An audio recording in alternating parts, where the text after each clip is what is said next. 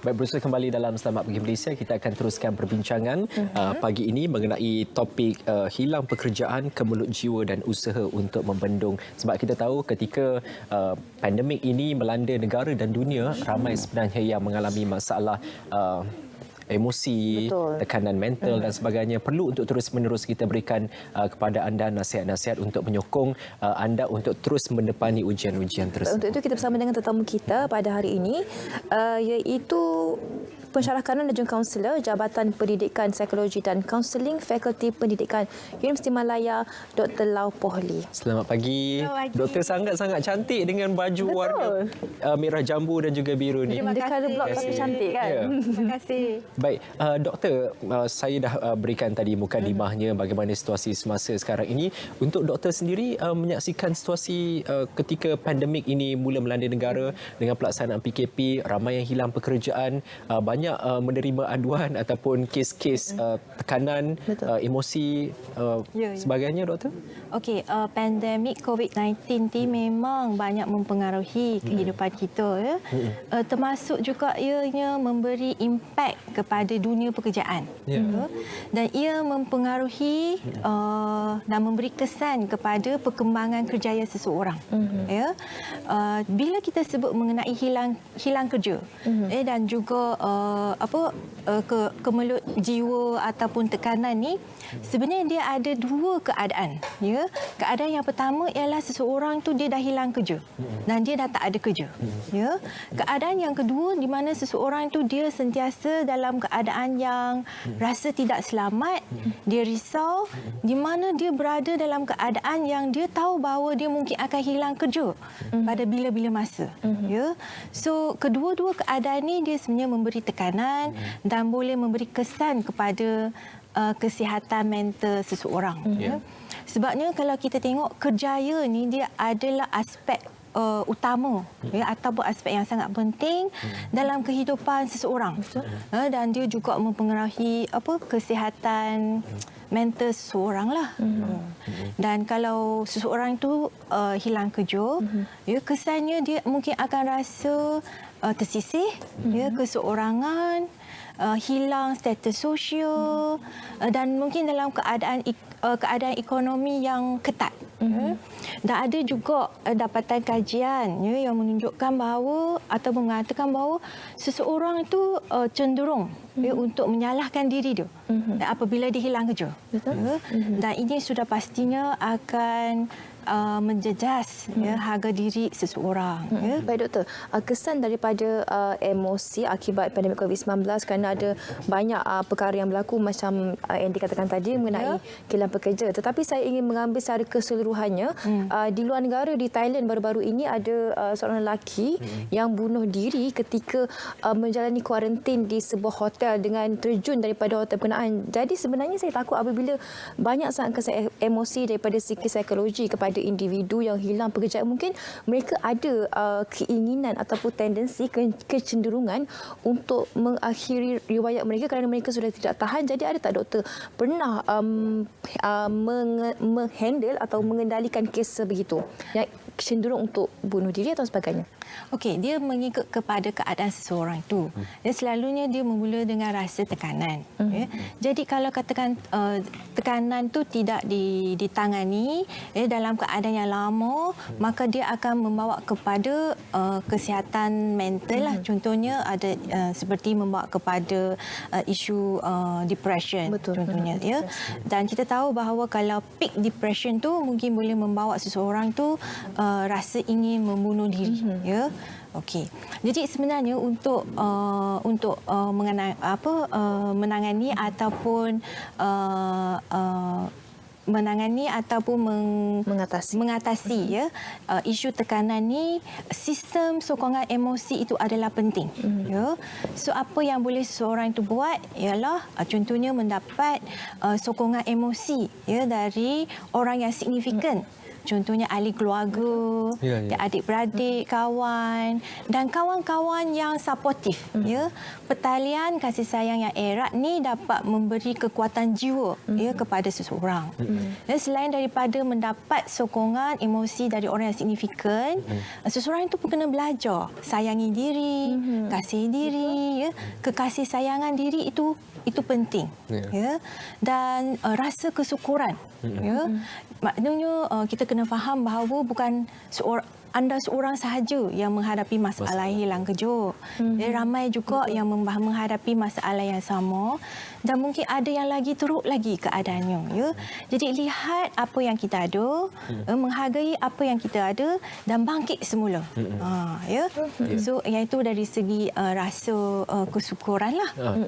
Dan seseorang tu dia juga kena belajar menerima realiti bahawa dunia pekerjaan sekarang ni makin mencabar. Ya. Dan belajar menguruskan emosi diri tu.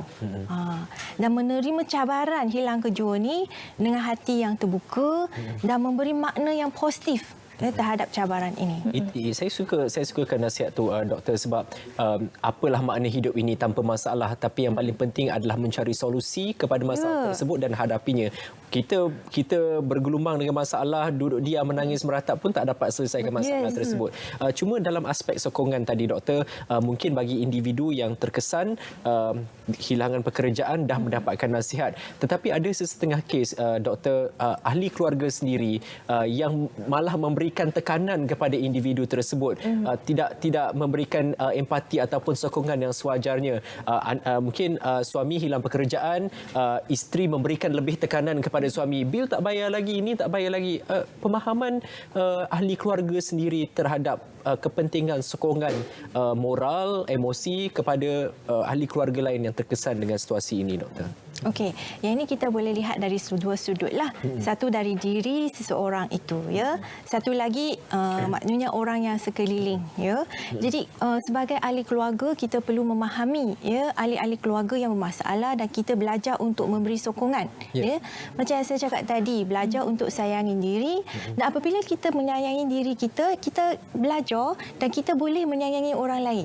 Ya, macam mana kita nak menyayangi orang lain kalau kita tidak sayangi diri sendiri? Betul. Dan kita balik kepada seseorang tu. Kalau katakan dia dah hilang kerja and then dia dah rasa bersalah, ya, sebab macam yang tadi saya cakap tadi, seseorang itu cenderung untuk menyalahkan diri dia. Dan apabila orang sekeliling turut menyalahkan diri dia, keadaan ini akan menjadikan dia lagi tertekan. Ya. Namun demikian, satu aspek yang saya nak tegaskan di sini bahawa kalaulah seseorang itu dah hilang kerja, maka adalah normal untuk bagi dia rasa sedih, kecewa, marah. Itu adalah biasa dan kita perlu membenarkan diri kita dalam perasaan tersebut. Namun demikian kita kena bangkit semula. Ya. Mengeluh dengan keadaan itu tidak berguna. Ya. Jadi yang saya nak tegaskan di sini bahawa memupuk dan menanam daya resiliensi kerjaya itu penting. Ya, daya resiliensi kerjaya ini adalah keupayaan seseorang itu untuk bangkit semula dari kegagalan dalam aspek kerjaya lah. So aspek ini penting. Ya, dan juga melihat kena merancang balik perancangan kerjaya. Dan dia tidak boleh lagi lah macam dulu hanya satu pilihan. Jadi dalam keadaan ini mungkin dia bila merancang tu dengan pelbagai pilihan dan pelbagai senario. Ya.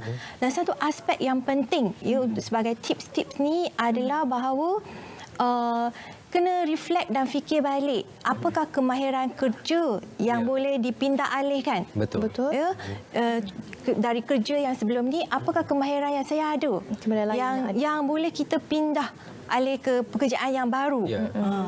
Dan aspek yang penting sekarang ni bila dalam dunia pekerjaan ni adalah mempelajari kemahiran yang baru yang diperlukan pada waktu ini. Yes, contohnya penggunaan teknologi. Ya. Zaman sekarang ni penggunaan teknologi dan teknologi dia sentiasa berubah. Jadi kita kena cepat untuk belajar teknologi inilah. Ya. Baik doktor, tadi Andy ada katakan ada sesetengah individu yang merasakan bahawa individu sekeliling mereka seperti keluarga yang memberikan tekanan, dan saya yakin yakin apabila seseorang individu itu mengalami tekanan, mereka kadang-kadang mereka tidak mahu meluahkan kepada orang lain seperti keluarga kerana mereka rasa itu lagi membebankan mereka. Ya. Jadi bagi pendapat doktor sendiri, saya yakin mungkin kita ada daripada sifat kerohanian lah, daripada sudut kerohanian, iaitu kembali kepada agama atau bagaimana kepentingannya. Okey, aspek kerohanian dan keagamaan itu memang membantu.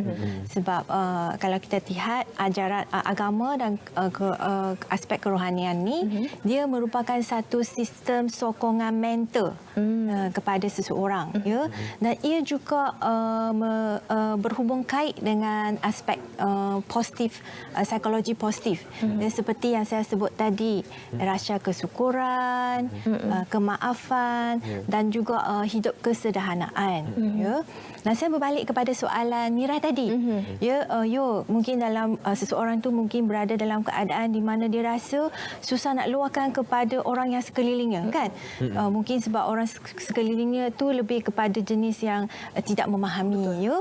Jadi perkara pertama yang boleh dilakukan ialah belajar membenarkan diri untuk rasa sedih, kecewa dan sebagainya, dan boleh mendapatkan perkhidmatan yang profesional. Ya. Contohnya mendapatkan perkhidmatan kaunseling kerjaya. Ya. Di mana perkhidmatan kaunseling kerjaya ni kita boleh dapat bimbingan kerjaya untuk membuat penerokaan diri, memahami dunia pekerjaan, membuat perancangan kerjaya yang lebih sistematik. So yang ini adalah perkhidmatan atau bantuan yang profesional yang boleh membantu seseorang. Dan yang ini dia lebih personal dan profesional. Jadi doktor ada katakan bahawa kalau kita berasa dalam tekanan emosi, kita boleh membenarkan diri kita merasai kesedihan, tetapi terus bangkit. Okey, apabila kita rasa kecil, mestilah, contohnya kalau seseorang itu dah hilang kerja, ya, perasaan sedih, marah, geram, mesti ada. Ya. Jadi rasa sedih itu tak bersalah dan kita manusia biasa. Jadi kita membenarkan diri kita untuk rasa sedih, kecewa, marah, tetapi selepas tu kita kena belajar menguruskan emosi kita. Ya. Dan juga dia kena bangkitlah semula.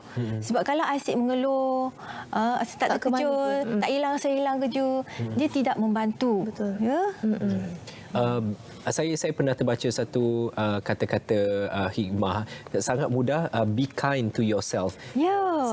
Sangat penting. Saya setiap kali ada berdepan dengan kegagalan ataupun berdepan dengan situasi yang buat saya rasa down, saya akan selalu ingat macam be kind to yourself. Itu sangat penting. Saya sangat setuju dengan Andy, ya. Be kind to yourself. Ya, aspek-aspek penjagaan kendiri, ya. Self care. Ya, dia sebenarnya relate dengan apa yang Andy cakap tadi lah.